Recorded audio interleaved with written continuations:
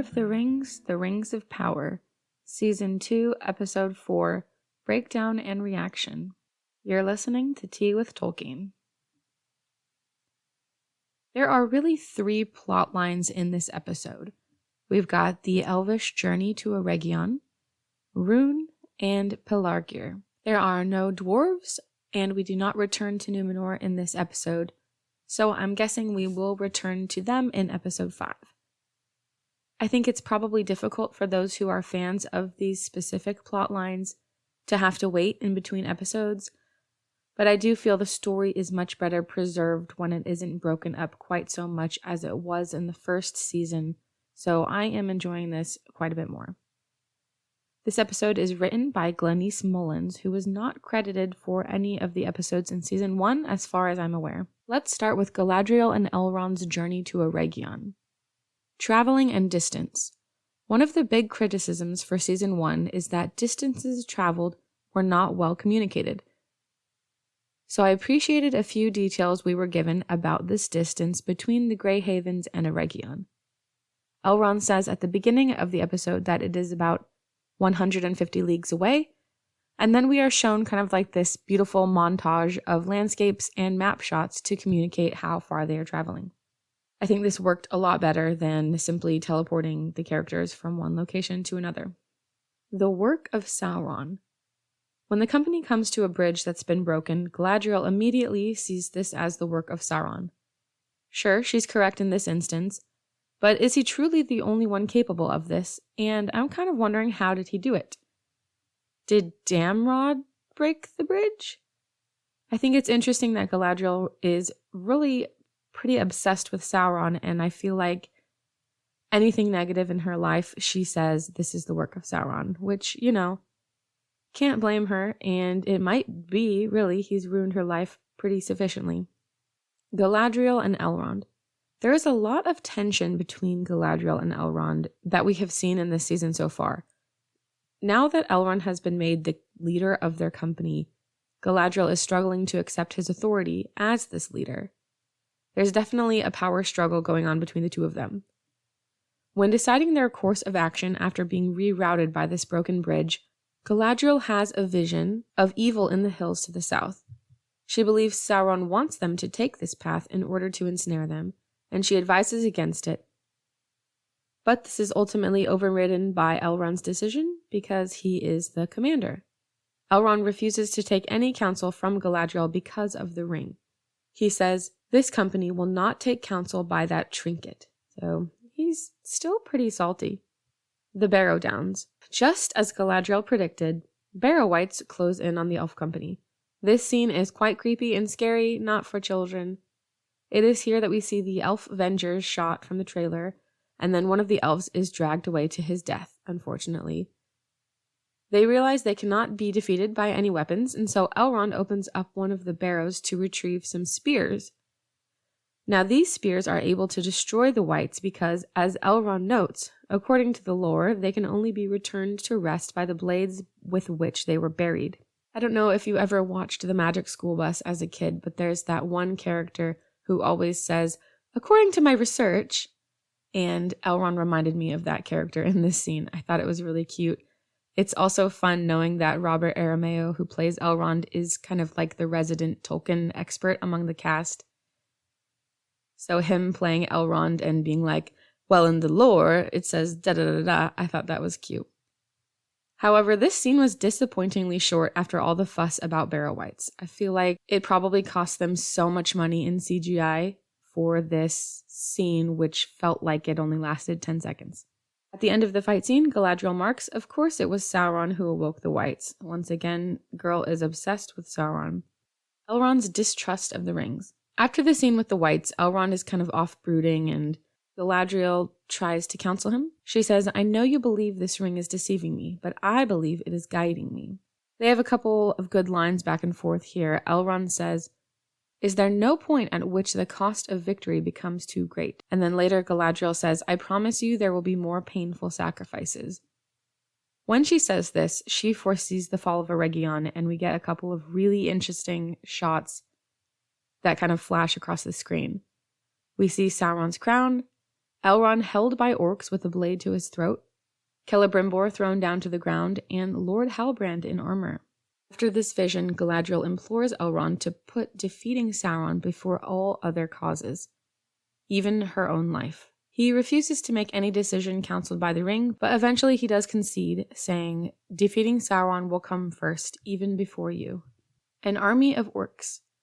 Orc armies are heard marching, and so the elves follow them. Suddenly, orc arrows strike near to the elves, and Camnir is shot. Rest in peace. Oh wait, Galadriel's ring heals him? That was nice. Galadriel then gives Nenya to Elrond and tells him to take it and return to Lindon with the others. And so Galadriel goes to face the orcs alone. She steals their horse and kills many orcs along the way, but is captured by Adar in a really cool moment. Adar then greets Galadriel in a traditional Elvish manner by saying, "A star shines upon the hour of their meeting."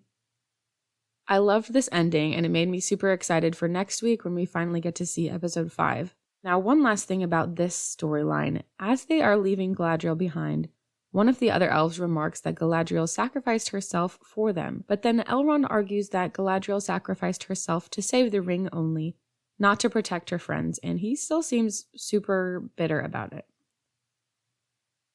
Now let's move over to Rhûn, the Stranger and Tom Bombadil. This was a pretty exciting episode because we meet Tom Bombadil for the first time. The Stranger is trying to find Nori and Poppy because, if you remember, they randomly blew away into a giant sand tornado in the last episode. But he runs into Tom Bombadil instead. His star map blows away until it gets stuck in a tree, which the Stranger tries to break a branch off of. The tree is very unhappy by this and swallows him up Old Man Willow style. Naturally, Tom Bombadil frees him, and then he comes into Bombadil's home and is given a bath. We hear Goldberry's voice but don't see her, but then Tom Bombadil denies her existence, which is a bit odd. Some of Tom's dialogue in this scene doesn't really make sense when speaking to the Stranger because the Maiar are also older than the Earth. However, I did love that most of this dialogue was pulled straight out of the books. Though in the books these lines are spoken to the hobbits, who are indeed much younger than Tom, so it ended up being a little bit odd.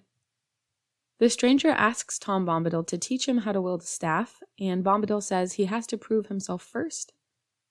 He also reveals in what I thought was a pretty interesting moment. Bombadil says, "You're not the first Istar who has eaten honey by my fire. Years ago there was another, the Dark Wizard." Bombadil believes the Dark Wizard is seeking out an ally, likely Sauron, and warns that if they were to join forces, it would be the end of the free peoples of Middle-earth. He eventually states that it is indeed the Stranger's task to face Sauron and the Dark Wizard. I thought this was a really good line from Bombadil. He says, "If these two flames should combine into one, there will be no end to the burning until Middle-earth is ashes." Now let's pick up with Nori and Poppy. Nori and Poppy wake up in the desert after they've been flown across the sky from the sandstorm, where they meet Merrimack, a Stoor. Merrimack and Poppy are immediately smitten, and I thought this was very cute, and they follow him into their village. Merrimack is an adorable character, honestly, and I loved when he said he had 4 rules and then only listed 3. Basically, the Stoors are sand hobbits who live in an established village sort of built into the rock. Probably the biggest difference between the Stoors and the Harfoots is that they stay in one place, where the Harfoots are still very migratory. The Harfoots meet the Stoors' leader, a woman named Gundabel, who is very no-nonsense. She begins to dig into Merrimack, and Poppy defends him, which then offends Gundabel. Nori tells them about her friend, the Stranger. At first, they think she's describing him as an elf, and we hear this completely ridiculous line where they say, "He's a great big grand elf." So I think it's very clear at this point to say that the Stranger is going to be named Gandalf, Grand Elf.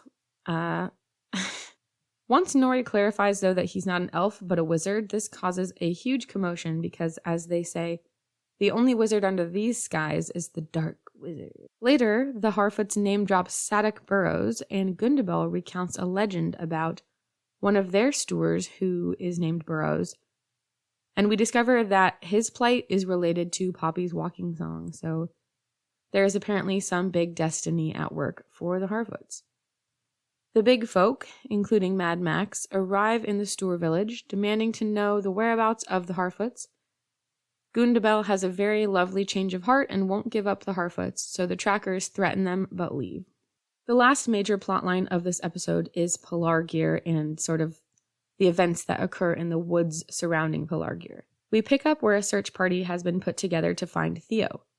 There's a lot of tension between the people of Pelargir and the wild men who have largely sworn allegiance to Adar. The people of Pelargir want to wage war against the wild men because they think they took Theo, and honestly in general they just don't like him. Isildur and Estrid are flirting as usual, but then Arondir confronts Estrid, and it is then that they discover she has been branded with the mark of Adar. They take her and demand that she lead them to the camp of the wild men. Eventually, it is discovered that Theo has not been taken by any people at all, but some Ents, and these Ents are very angry. Isildur and Arondir also fall into some sort of quicksand situation, which reminds me almost of the Never-Ending Story, or maybe even Star Wars, but they are rescued in part by Estrid. There's a giant worm monster, and nobody is harmed, and the worm monster is killed extremely quickly. Much like the Barrow Wight fight, there are very low stakes in this episode. I really wasn't worried for 1 second that Isildur was going to randomly die in this pit of mud. Isildur frees Estrid from her chains, and they are once again flirting until she takes her sword. But then they are interrupted by an Entwife who knocks her over. Isildur and Estrid are nearly stepped on by the Entwife until Arondir asks the Entwife to stop. It's very cool that we get to see not only an Ent, but also a female Ent. It was very interesting, and they did it in kind of a cool way where they are of like gangly, more monstrous-like, but also more tree-like. It's hard to describe them. In a very touching scene, Arondir asks the Ents for forgiveness and promises to stop the orcs who have been harming the trees. They have some really sweet dialogue here about how the Ents know peace, and then they eventually release Theo. Once again, Estrid and Isildur are flirting until she is suddenly reunited with her betrothed, who happens to be one of the wild men captured with Theo, and I don't get good vibes from him. Theo thanks Arondir for coming with him, and this moment was very sweet because Bronwyn's theme plays quietly during their conversation, which almost brought me to tears. Arondir then says goodbye to Theo, and that he must leave Pelargir to pursue Adar and the orc army. It would also seem that Theo is the Lord of Pelargir now, which is interesting, and if true, that should set him up for some good stuff in the future. Episode 4, Takeaways. The ending of this episode came too soon. I was on the edge of my seat when we saw Adar, and I am dying to see episode 5. However, I was also happy that the Tom Bombadil song began playing during the end credits because I adore that song, and I also think it kind of balanced out the intensity of that last moment with Adar. I'm also really sad that we're already at the halfway point of this season.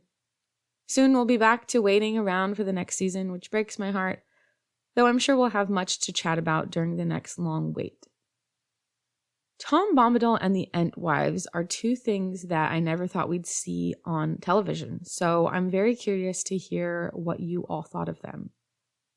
Tom Bombadil was not how I expected him to be, but I think that if he had been much goofier, it might not have worked with the tone for the rest of the show, which is kind of how it went with the Lord of the Rings movies and why they left him out before.